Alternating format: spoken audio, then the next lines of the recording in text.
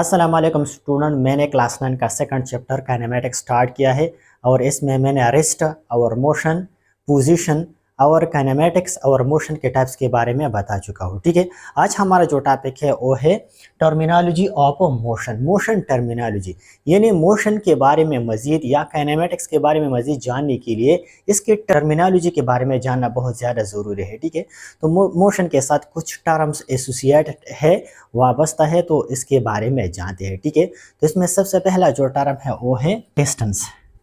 ठीक है, ये डिस्टेंस क्या है तो इसकी वजाहत करते हैं। ठीक है, डिस्टेंस DRS से भी जाहिर करते हैं इसको। डिस्टेंस किस तरह हम डिफाइन करते हैं? The length of the path travelled by an object is called distance.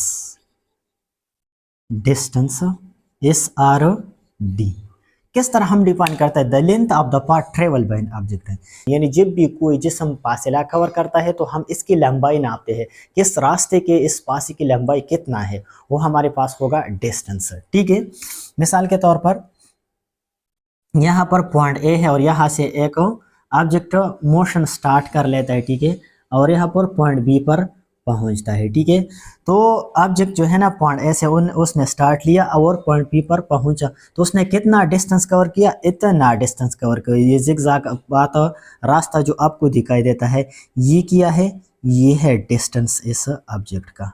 क्या है? डिस्टेंस ऑब्जेक्ट का। यहाँ मिसाल के तौर पर एक स्टूडेंट है, ठीक है, पॉइंट ए से इसका घर है और वो क्या करता है? स्कूल जाता है। यहाँ पर इस पॉइंट बी पर इसका स्कूल है। ठीक है, तो स्टूडेंट क्या करता है? पॉइंट ए घर से स्टार्ट लेता है और पॉइंट बी यानी स्कूल पहुंचता है। ठीक है, तो स्टूडेंट क्या करता है? इतना डिस्टेंस कवर करता है। ठीक है, तो ये है इसका डिस्टेंस, इसलिए हम डिफाइन करते हैं length of the path travel by an object.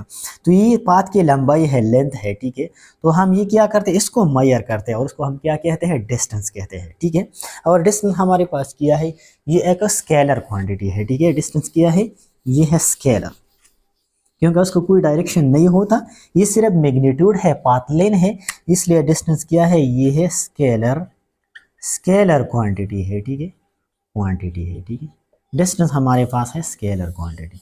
और दूसरा ये कि डिस्टेंस का यूनिट क्या है, तो डिस्टेंस का यूनिट हमारे पास है मीटर, इसको हम m से जाहिर करते हैं। ठीक है, तो इस डिस्टेंस को हम मीटरों में नापते हैं। ठीक है, तो ये डिस्टेंस के बारे में था कि जब भी कोई ऑब्जेक्ट एक पॉइंट से स्टार्ट लेता है और दूसरे पॉइंट तक पहुंचता है तो वो कुछ रास्ता, कुछ फासला तय करता है और वो इसका लंबाई, उस रास्ते का, उस फासले का लंबाई क्या कहलाता है? उसका डिस्टेंस कहलाता है। जैसे कि मैंने आप लोगों को एग्जाम्पल दी। और डिस्टेंस को अमूमन हम x, d, s वगैरह से जाहिर करते हैं। ठीक है, इन अलामा से हम डिस्टेंस को जाहिर करते हैं। ठीक है, अब दूसरा टर्मिनोलॉजी क्या है? दूसरा टर्मिनोलॉजी मोशन का हमारे पास है डिस्प्लेसमेंट। डिस्प्लेसमेंट, ठीक है, डिस्प्लेसमेंट क्या है? इसको हम एस या डी एरो से जाहिर करते हैं। ठीक, किस तरह डिफाइन करते हैं डिस्प्लेसमेंट को? The shortest directed distance between two points is called displacement. Displacement हमारे पास क्या होता है? The shortest directed distance between two point is called displacement, यानी दो मुकामात के दरमियान मुख्तसर तरीन और सीधा और डायरेक्टेड रास्ता फासिला क्या कहलाता है? और डिस्प्लेसमेंट कहलाता है। ठीक है, डिस्प्लेसमेंट की 3 प्रॉपर्टी होती है। एक, ये डायरेक्टेड होगा, पॉइंट एक पॉइंट से दूसरे पॉइंट तक की तरफ डायरेक्टेड होगा। दूसरा है कि ये स्ट्रेट लाइन भी होगा और तीसरा है कि ये शॉर्टेस्ट होगा। तो ये प्रॉपर्टी जब होंगे तो वो होगा हमारे पास डिस्प्लेसमेंट। मिसाल के तौर पर यहाँ पर एक शख्स है, इसका घर है, ठीक है, ये इसका हाउस है, और ये शख्स क्या करता है? यहाँ पर है बाजार, यहाँ पर बाजार है। ठीक है, तो ये शख्स क्या करता है? पॉइंट ए से स्टार्ट लेता है और ऐसा रास्ता इख्तियार करते हैं और बाजार तक पहुंचता है। ठीक है, तो पॉइंट ए से पॉइंट बी तक, बाजार तक शख्स ने जितना रास्ता रास्ते की लंबाई कवर किया है, ये इसका किया है, ये इसका डिस्टेंस है, ठीक है, इसका डिस्टेंस है। लेकिन अगर इसके बजाय हम इसके घर से पॉइंट ए से पॉइंट बी तक एक स्ट्रेट लाइन ड्रा करें जो बिल्कुल सीधा हो और शॉर्टेस्ट हो और डायरेक्टेड हो, इसके घर से डायरेक्टेड हो बाजार की तरफ, तो फिर ये शॉर्टेस्ट डिस्टेंस क्या होगा, ये होगा डिस्प्लेसमेंट, ये है डिस्प्लेसमेंट। क्योंकि इस डिस्टेंस के मुकाबले में ये क्या है, ये शॉर्टेस्ट है। और दूसरा ये कि ये डायरेक्टेड भी है, इसके हाउस से बाजार तक क्या है, ये डायरेक्टेड है। और तीसरा ये कि ये स्ट्रेट लाइन भी है, क्योंकि पॉइंट ए से पॉइंट बी की तरफ डायरेक्टेड और स्ट्रेट लाइन है, ठीक है। तो इसमें तीनों प्रॉपर्टी है, तो इसलिए क्या कहलाता है, ये डिस्प्लेसमेंट कहलाता है, ठीक है। डिस्टेंस और डिस्प्लेसमेंट में अब फर्क क्या है, तो डिस्टेंस हमारे पास स्केलर क्वांटिटी है और डिस्प्लेसमेंट क्या है, वेक्टर क्वांटिटी है, ठीक है। इसलिए हम डिस्प्लेसमेंट को जब किसी भी अलामत से जाहिर करते हैं, मिसाल के तौर पर x है तो इसके ऊपर क्या लगाते हैं, एक एरो लगाते हैं, इस तरह इससे जाहिर करें तो इसके ऊपर भी एरो लगाते हैं, और अगर डी से जाहिर करें तो इसके ऊपर क्या लगाते हैं, एरो लगाते हैं। इसका मतलब ये है कि डिस्प्लेसमेंट हमारे पास क्या है, ये वेक्टर क्वांटिटी है, क्योंकि ये एक डायरेक्शन की तरफ अमल करता है डिस्प्लेसमेंट, ठीक है। हम बॉडी को डिस्प्लेस करते हैं या खुद डिस्प्लेस हो जाता है, ठीक है। तो डिस्प्लेसमेंट वेक्टर क्वांटिटी है। और डिस्प्लेसमेंट का यूनिट क्या है, डिस्प्लेसमेंट का यूनिट भी वो भी मीटर है, ठीक है, इसको हम मीटरों में नापते हैं। डिस्टेंस और डिस्प्लेसमेंट दोनों का यूनिट एक है, लेकिन फर्क सिर्फ ये है कि डिस्प्लेसमेंट वेक्टर है और डिस्टेंस क्या है, वो हमारे पास स्केलर क्वांटिटी है, ठीक है। और डिस्प्लेसमेंट शॉर्टेस्ट स्ट्रेट लाइन और डायरेक्टेड होता है, और डिस्टेंस में ये प्रॉपर्टी नहीं होता है। डिस्टेंस सिर्फ मैग्नीट्यूड, लेंथ, पाथ लेंथ के बारे में, मैग्नीट्यूड के बारे में बताते हैं, और डिस्प्लेसमेंट वो शॉर्टेस्ट और डायरेक्टेड होता है, ठीक है, और वेक्टर होता है, ठीक है। तो इसका यूनिट भी क्या है, वो भी मीटर है, हम मीटरों में नापते हैं, और शॉर्टेस्ट होता है। तो ये था डिस्प्लेसमेंट के बारे में, ठीक है, डिस्टेंस और डिस्प्लेसमेंट। अब तीसरा जो टर्मिनोलॉजी है वो हमारे पास स्पीड है, ठीक है। तो स्पीड की तरफ आते हैं कि स्पीड क्या होता है। स्पीड, स्पीड किसे कहते हैं, स्पीड v, इसको v से भी जाहिर करते हैं। स्पीड किस तरह डिफाइन करते हैं, the distance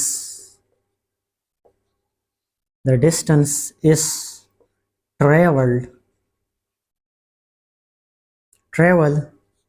by an object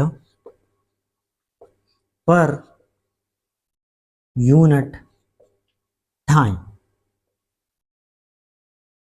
T is called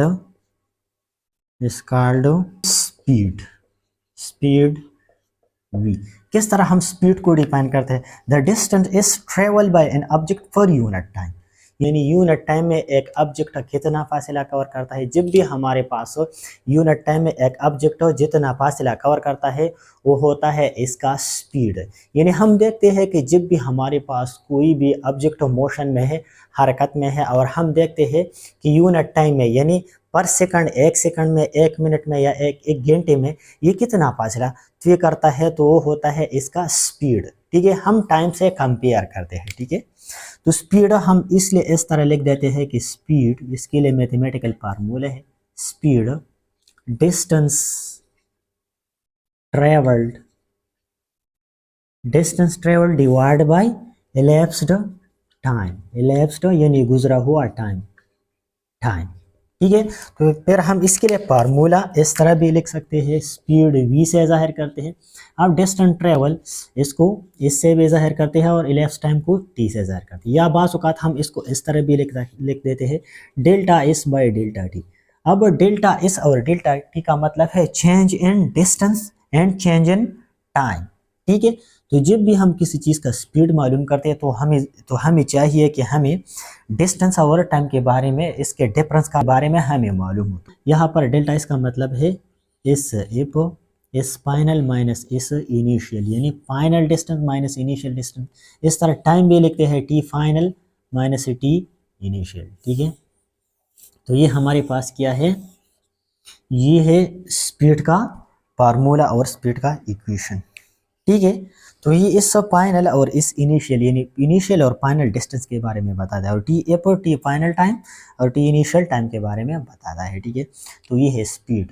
तो स्पीड इसलिए हम डिफाइन करते हैं the distance travel by an object for unit time, यानी इकाई वक्त में एक ऑब्जेक्ट कितना फासला तय करता है। अब इकाई वक्त आप कुछ भी ले सकते हैं, ठीक है। आप सेकंड भी ले सकते हैं जो कि इस यूनिट है, आप मिनट भी ले सकते हैं, और आप हावर भी ले सकते हैं यानी घंटा भी ले सकते हैं, ठीक है। जिस तरीके से आप किसी भी ऑब्जेक्ट का स्पीड मालूम करना चाहते हैं तो आप मालूम कर सकते हैं, ठीक है। तो ये है स्पीड, और स्पीड को अमूमन हम v से ज़ाहिर करते हैं, ठीक है, v से ज़ाहिर करते हैं। अब देखते हैं कि स्पीड का यूनिट क्या है, ठीक है।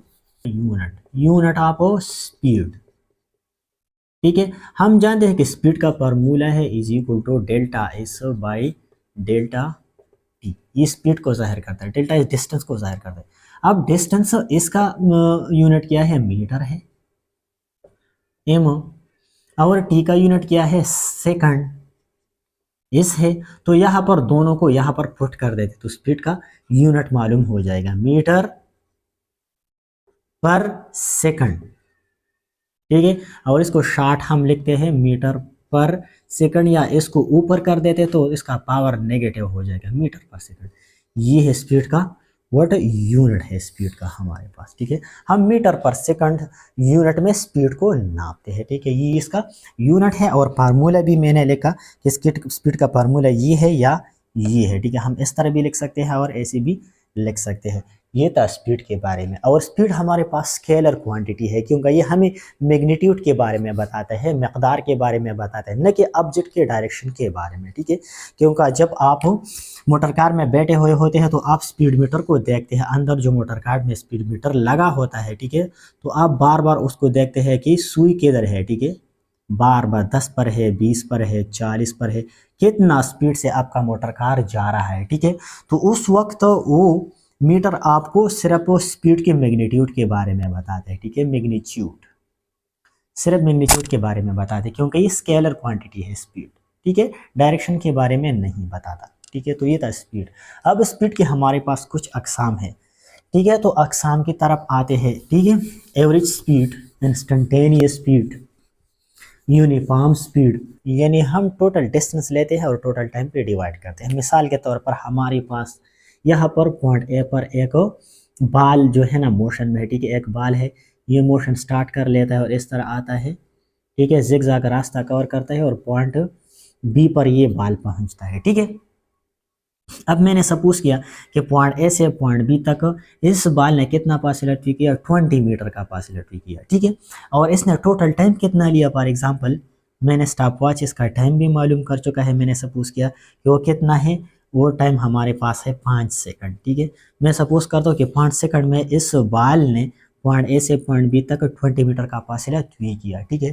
तो फिर हम एवरेज स्पीड से इसका एवरेज स्पीड मालूम कर सकते हैं, डेल्टा इस total divide by delta T total, ठीक है। टोटल टाइस का मतलब है इस फाइनल डिस्टेंस माइनस इस initial distance divide by T final time minus T initial time, ठीक है। इसमें पुट कर देते हैं, ठीक है। तो इस फाइनल हमारे पास कितना था, 20 मीटर था, ठीक है, फाइनल डिस्टेंस। और इनिशियल कितना था, जब इसने स्टार्ट नहीं लिया था तो 0 मीटर था, उसने डिस्टेंस कवर ही नहीं किया था, ठीक है। टी फाइनल 5 सेकंड है, इनिशियल टाइम है 0 सेकंड, ठीक है। तो 20 से 0 माइनस करके 20 आ जाता है, और 5 से 0 माइनस करके 5 आ जाते हैं। तो 20 को 5 पे डिवाइड करके 5 1 जार 5, 5 4 जार 20, तो इससे आता है 4 मीटर पर सेकंड। ये है इसका एवरेज स्पीड, यानी इस बाल का एवरेज स्पीड कितना है, 4 मीटर पर सेकंड है। इसका मतलब ये है कि ये बाल हर एक सेकंड में क्या करता है, 4 मीटर का फासला तय करता है। लेकिन रियलिटी में ऐसा नहीं होता, क्योंकि जब बाल मोशन करता है हवा में या ज़मीन में तो वो बाज़-औक़ात स्लो डाउन हो जाता है, बाज़-औक़ात तेज़ हो जाता है, ठीक है। तो ये रियलिटी में नहीं होता, ये हम एवरेज केस लेते हैं, ठीक है। हम ये सपोज करते हैं कि हमने सपोज किया कि ये बाल हर एक सेकंड में 4 मीटर का फासला तय करता है। तो ये है इसका एवरेज स्पीड। अब आते हैं इंस्टेंटेनियस स्पीड की तरफ, ठीक है। इंस्टेंटेनियस स्पीड, हम इसको VINST लिख देते हैं, ठीक है। इसका मतलब है वी इंस्टेंटेनियस। किस तरह हम इनको डिफाइन करते हैं, the speed of an object at any at any instant of time t is called instantaneous speed VINST।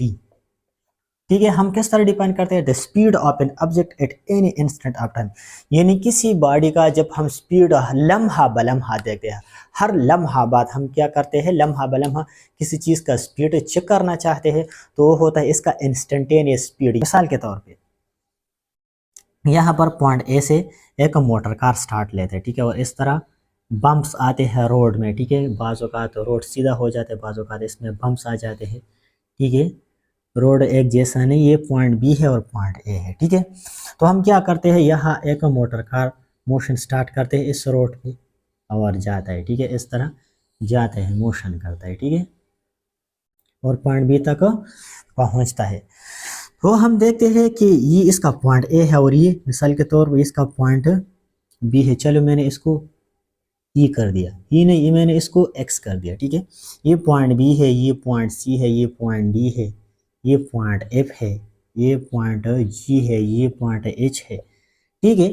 तो हम लम्हा बलम्हा जब इसका स्पीड चेक करना चाहें, मिसाल के तौर पर हम देखते हैं कि पॉइंट बी पर इसका स्पीड क्या है और इस पॉइंट बी से कुछ थोड़ा आगे फिर इस पॉइंट पर इसका स्पीड चेक करना चाहते हैं, इस पॉइंट पर, इस पॉइंट पर, इस पॉइंट पर, यानी एक दूसरे को करीब करीब, और हम फासले में इतना कम चेंज देखेंगे कि वो चेंज इतना कम होगा कि इसके लिए टाइम में जो चेंज आएगा वो ज़ीरो को अप्रोच करेगा, ठीक है। तो इसलिए हम इंस्टेंटेनियस स्पीड को लिख देते हैं V instantaneous is equal to limited, हम लिमिट लगा दे delta T tends to zero delta S by delta T, ये फार्मूला है इंस्टेंटेनियस स्पीड का, यानी हमने यहाँ पर लिमिट अप्लाई किया कि इतने कम वक्त में फासले में चेंज आएगा, तो उतने कम वक्त में हम उस चेंज को क्या कर लेंगे, इसको नोट कर लेंगे, ठीक है। तो इतने कम वक्त में फासले में चेंज को नापना या इसको मेजर करना मुश्किल काम है, क्योंकि हम इंस्टेंटेनियस स्पीड को वैसे नाप नहीं कर सकते।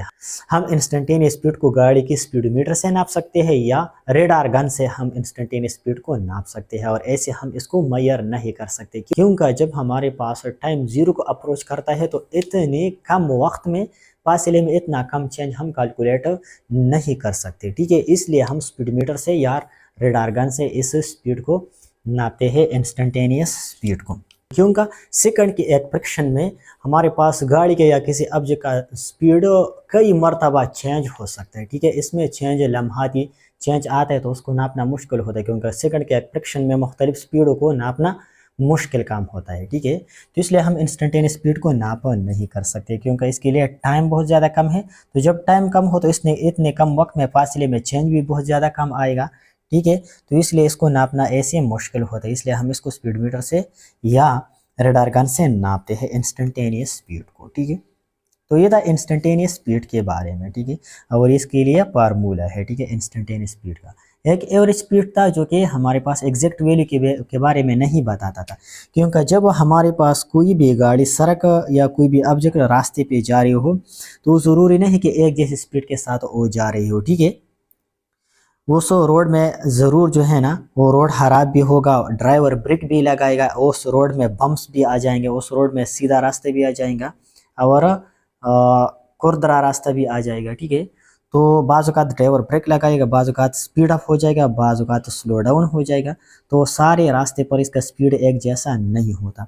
तो जब हम पॉइंट बाय पॉइंट इसका स्पीड को नोट करना चाहते हैं कि इस पॉइंट पर, इस पॉइंट पर, इस पॉइंट पर, इस पॉइंट पर, इस पॉइंट पर इसका स्पीड क्या है, लम्हा बलम्हा जब हम इसको इसका स्पीड चेक करना चाहते हैं तो वो होता है इसका इंस्टेंटेनियस स्पीड, यानी इस लफ्ज़ से भी ज़ाहिर इंस्टेंटेनियस का मतलब है लम्हा बलम्हा, यानी इसके लिए टाइम क्या होगा, delta T change in time tends to zero, तो डेल्टा इस भी बहुत कम होगा, यानी इसमें चेंज भी बहुत कम होगा और इसको ऐसे मालूम करना मुश्किल होता है। ये है इंस्टेंटेनियस स्पीड। तीसरा किस्म जो होता है स्पीड का वो है यूनिफॉर्म स्पीड, यूनिफॉर्म और कांस्टेंट, यूनिफॉर्म स्पीड और कांस्टेंट स्पीड, ठीक है।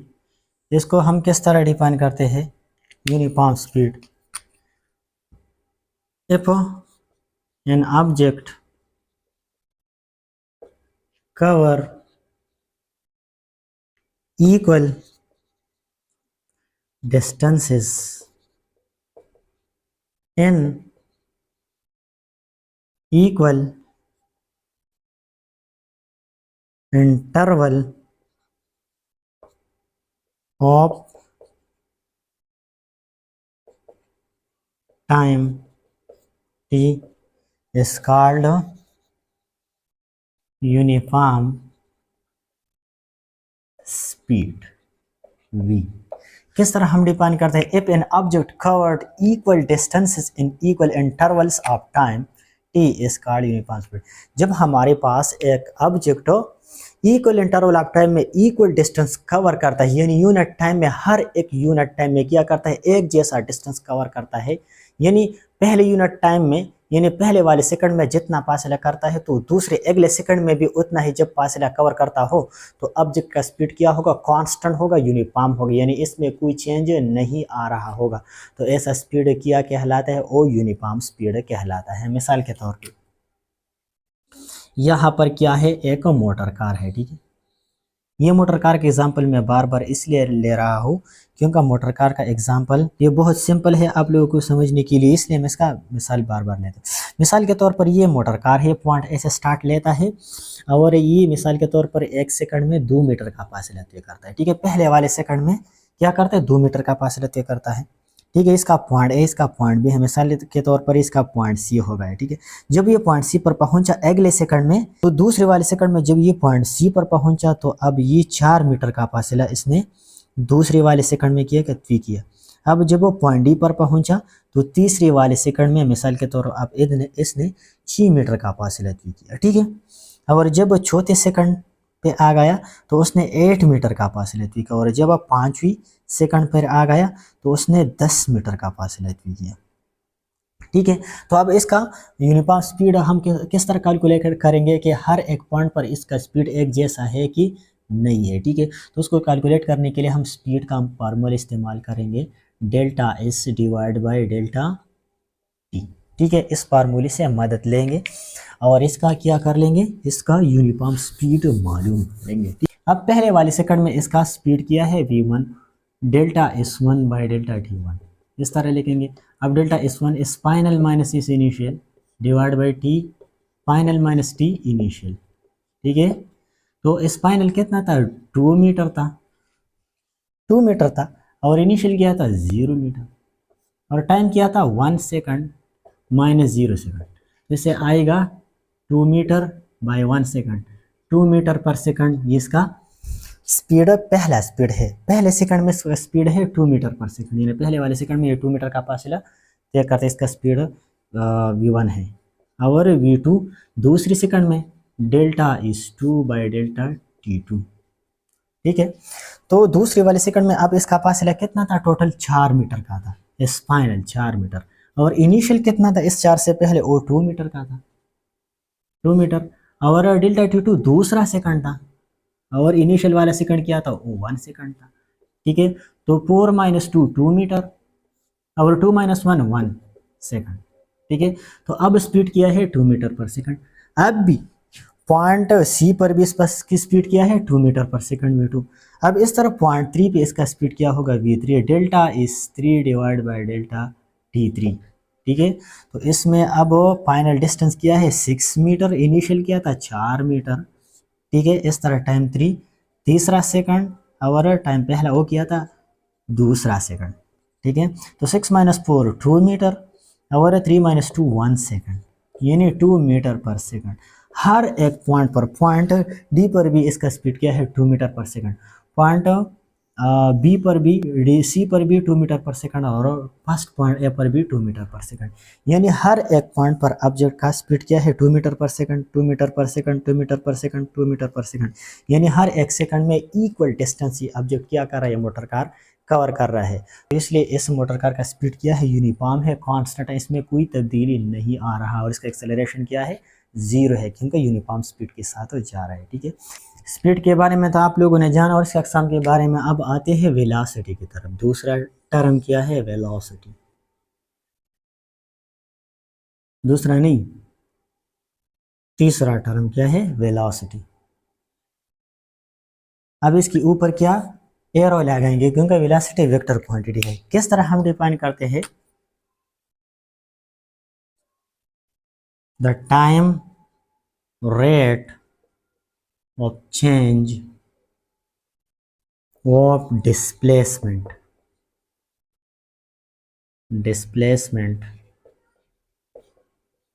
is called velocity। या हम इसको इस तरह भी डिफाइन करते हैं, the displacement covered per unit time is called velocity v।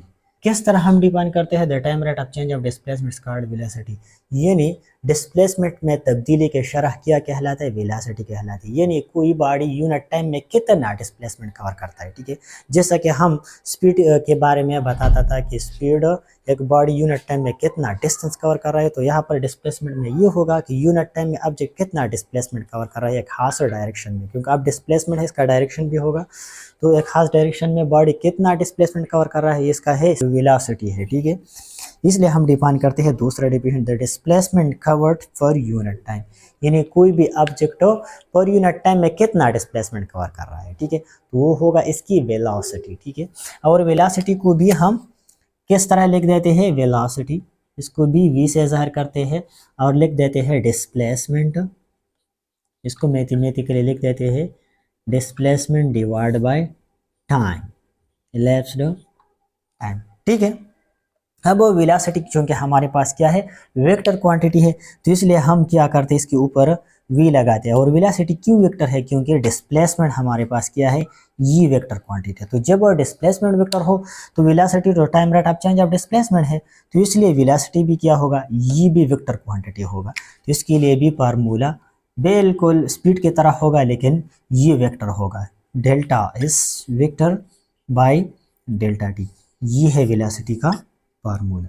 अब चूंकि वेलोसिटी वेक्टर है और स्पीड हमारे पास स्केलर है, स्पीड सिर्फ मैग्नीट्यूड के बारे में बताता था, वेलोसिटी अब magnitude as well as direction के बारे में बताता है, किसी ऑब्जेक्ट के डायरेक्शन के बारे में भी बताएगा। मिसाल के तौर पे यहाँ पर पॉइंट ए से एक ऑब्जेक्ट स्टार्ट लेते हैं, मिसाल के तौर पर ये बुलेट है, बुलेट, ठीक है, कोई गन है या पिस्तौल है, इसका बुलेट है, यहाँ से फायर करता है, ठीक है, फायर करता है तो बुलेट स्टार्ट लेता है, ठीक है, बुलेट ईस्ट डायरेक्शन में ज़्यादा है, ठीक है, ईस्ट के डायरेक्शन में बुलेट ज़्यादा है। अब इस बुलेट का अपना स्पीड भी है, मैग्नीट्यूड ऑफ वेलोसिटी, इसका स्पीड भी है और एक खास डायरेक्शन भी है, क्योंकि ये ऑरिजिन से ईस्ट की तरफ आता है, ठीक है, ईस्ट की तरफ जाए तो इसका स्पेसिफिक डायरेक्शन भी है, ठीक है।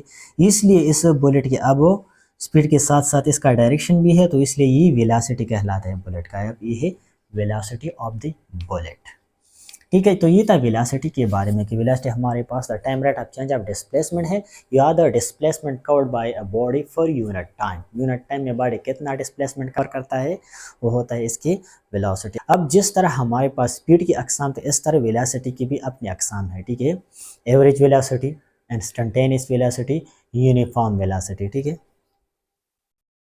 अब वो वेलोसिटी की अकसाम की तरफ आते हैं, ठीक है। Types of velocity, number first है average velocity, number first type हमारे पास है एवरेज वेलोसिटी। जैसे कि हमारे पास एवरेज स्पीड था, इस तरह एवरेज वेलोसिटी भी है, ठीक है, एवरेज वेलोसिटी, ठीक है। एवरेज वेलोसिटी को हम किस तरह डिफाइन करते हैं, इस तरह डिफाइन करते हैं, when total change in displacement divide by total time t, delta t is called average velocity। किस तरह हम डिफाइन करते हैं, total change in displacement divide by total time, यानी जब हम डिस्प्लेसमेंट में टोटल चेंज को टोटल टाइम पे डिवाइड कर देते हैं तो वो होता है हमारे पास एवरेज वेलोसिटी, यानी हर एक सेकंड में स्पीड की तरह हर एक सेकंड में ऑब्जेक्ट क्या करता है, इक्वल अमाउंट ऑफ डिस्प्लेसमेंट ये कवर करता है। इक्वल अमाउंट हर एक अगला सेकंड में या अगला यूनिट टाइम में क्या करता है, इक्वल डिस्प्लेसमेंट जब कवर करता है तो होगा इसकी एवरेज वेलोसिटी होगा, इसका एवरेज वेलोसिटी होगा। ठीक है, और एवरेज वेलोसिटी को हम मैथमेटिकली इस तरह लिख देते हैं वी एवरेज, और इसको इस तरह सिंबल में बंद कर देते हैं। ठीक है, तो total change in displacement divide by total change in time in time T, इसलिए वी एवरेज लिख देते हैं delta S divide by delta T. ये है हमारे पास एवरेज वेलोसिटी। मैंने पहले भी बताया कि जब हम डिस्प्लेसमेंट में टोटल चेंज यानी इनिशियल और फाइनल टोटल चेंज को मालूम कर ले और फिर इसको टोटल टाइम पे डिवाइड कर ले तो हमारे पास क्या हासिल होगा, एवरेज वेलोसिटी ऑब्जेक्ट का हासिल होगा। ठीक है, और ये भी रियल केस नहीं है क्योंकि ऑब्जेक्ट हमारे पास हो, हर ऑब्जेक्ट हमारे पास कांस्टेंट वेलोसिटी के साथ हर वक्त नहीं आ जाता। ठीक है, ये था तो ये था तो ये था एवरेज वेला तो ये था एवरेज वेलोसिटी के बारे में।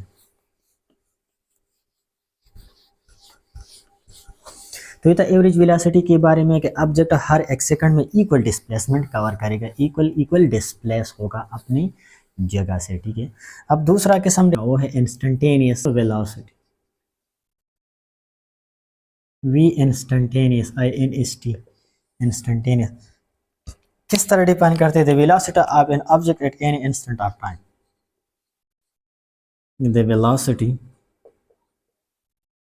Of an object at any instant of time t is called instantaneous velocity VINST instantaneous. ठीक है, किस तरह हम डिफाइन करते हैं, the velocity of an object at any instant of time, जैसा कि हमने स्पीड में इंस्टेंटेनियस स्पीड में बताया तो speed of an object at any instant of time, तो बिल्कुल इस तरह हम वेलोसिटी को भी डिफाइन करेंगे, the velocity of an object at any instant of time, यानी जब हम लम्हा ब लम्हा किसी चीज़ की वेलोसिटी को चेक करना चाहते हैं और इसको देखते हैं तो वो होता है इसकी इंस्टेंटेनियस वेलोसिटी। और इस इंस्टेंटेनियस वेलोसिटी का इक्वेशन भी बिल्कुल limited delta T tends to 0 delta S vector divide by delta T, यानी डिस्प्लेसमेंट में चेंज इतना कम आएंगे कि उसके लिए टाइम बिल्कुल जीरो को अप्रोच करेगा, और इतने कम वक्त में डिस्प्लेसमेंट में इतना कम चेंज मालूम करना इम्पॉसिबल है, यानी हम इसको इस तरह नहीं कर सकते, इसको हम किसी प्रिसाइज इंस्ट्रूमेंट से मालूम कर सकते हैं। ठीक है, अब तीसरा है यूनिफॉर्म वेलोसिटी। तीसरा किस्म वेलोसिटी का क्या है, यूनिफॉर्म और कांस्टेंट वेलोसिटी, बिल्कुल यूनिफॉर्म स्पीड की तरह यूनिफॉर्म वेलोसिटी है, यूनिफॉर्म वेलोसिटी भी है। अब यूनिफॉर्म वेलोसिटी की तरफ आते हैं, यूनिफॉर्म वेलोसिटी। तीसरा किस्म क्या है वेलोसिटी का, uniform constant velocity, V constant या वी यूनिफॉर्म। किस तरह हम डिफाइन करते हैं यूनिफॉर्म वेलोसिटी, बिल्कुल यूनिफॉर्म स्पीड की तरह, when an object covered equal distance in equal interval of time, जैसे कि हम स्पीड में बता रहा था। अब वेलोसिटी में किस तरह करेंगे, when an equal changes occur in displacement in equal interval of time is called uniform velocity। v constant. किस तरह हम डिफाइन करते हैं, when in equal changes occur in displacement in equal interval of time, यानी unit time में जब हमारे पास displacement में इक्वल चेंज आ रहा हो, तब्दीली आ रहा हो, यानी हर एक अगला यूनिट टाइम में या अगला सेकंड में डिस्प्लेसमेंट में चेंज बिल्कुल इनिशियल के तरह हो और इसमें चेंज एक जैसा हो, तो वो क्या कहलाता है, यूनिफॉर्म वेलोसिटी कहलाता है ऑब्जेक्ट का। मिसाल के तौर पर जैसे कि मैंने स्पीड में पहला एग्जांपल दिया था कि पॉइंट ए से एक ऑब्जेक्ट स्टार्ट लेता है, ठीक है, और पॉइंट यहाँ पर पॉइंट एफ पे आता है, ठीक है। तो हम देखते हैं कि ये पॉइंट बी है, पॉइंट सी है, पॉइंट डी है, पॉइंट ई है और ये पॉइंट एफ है, ठीक है। तो हम देखते हैं कि ऑब्जेक्ट मिसाल के तौर पर ये एक प्लेन है, एयरप्लेन है, ये स्टार्ट ले रहे हैं पॉइंट ए से और हम सपोज करते हैं कि पॉइंट बी पर ये जो है ना पहले वाले सेकंड में मिसाल के तौर पर ये 4 मीटर का फासला तय करता है, ठीक है, 4 मीटर का फासला तय करता है। और जब पॉइंट सी पर पहुंचता है तो ये दूसरे सेकंड में क्या करता है, अब 8 मीटर का फासला तय करता है, ठीक है। और जब पॉइंट डी पर पहुंचता है तीसरे सेकंड में तो ये क्या करता है, तो हर एक सेकंड में जब हम देखेंगे, सबसे पहले इसका वेलोसिटी क्या था, 4 मीटर पहले सेकंड में था, तो होगा 4 मीटर पर सेकंड। अब दूसरे सेकंड में इसका चूंकि डिस्टेंस 8 मीटर है और इनिशियल 4 है और दूसरे सेकंड से इनिशियल माइनस करके 4 डिवाइड बाई 1 सेकंड, तो अब भी 4 मीटर पर सेकंड। इस तरह तीसरे सेकंड में यानी हर एक पॉइंट पर, point B C D E F सब पॉइंट पर इसका वेलोसिटी किया है 4 metre per second, 4 metre per second, 4 metre per second, यानी हर एक अगला सेकंड में इसका तो करदा डिस्प्लेसमेंट किया है, चेंज इन डिस्प्लेसमेंट वो 4 मीटर है, 4 मीटर पर सेकंड। यहाँ पर इसका वेलोसिटी किया है, यूनिफॉर्म वेलोसिटी है। और ये बात याद रखना चाहिए कि जब हमारे पास ऑब्जेक्ट यूनिफॉर्म वेलोसिटी के साथ जा रहे हो तो उस वक्त इसका इंस्टेंटेनियस और एवरेज वेलोसिटी एक जैसा होता है, क्योंकि एवरेज हर एक सेकंड में इक्वल डिस्प्लेसमेंट के बारे में बताते हैं और इंस्टेंटेनियस भी हर एक लम्हे में भी डिस्प्लेसमेंट के बारे में बताते हैं। तो क्योंकि ऑब्जेक्ट अब यूनिफॉर्म वेलोसिटी के साथ जा रहे हैं तो हर एक सेकंड में इसका डिस्प्लेसमेंट भी इक्वल ही है हर एक लम्हे में, तो इसलिए जब बॉडी यूनिफॉर्म वेलोसिटी के साथ जा रहे हो तो उसका इंस्टेंटेनियस और एवरेज वेलोसिटी एक जैसा होता है, ठीक है। इस तरह स्पीड में भी जब हमारे पास कोई बॉडी यूनिफॉर्म स्पीड के साथ जा रही हो तो उसका इंस्टेंटेनियस और एवरेज स्पीड एक जैसा होता है, ठीक है, जैसे कि मैंने पहले वेलोसिटी में भी बताया।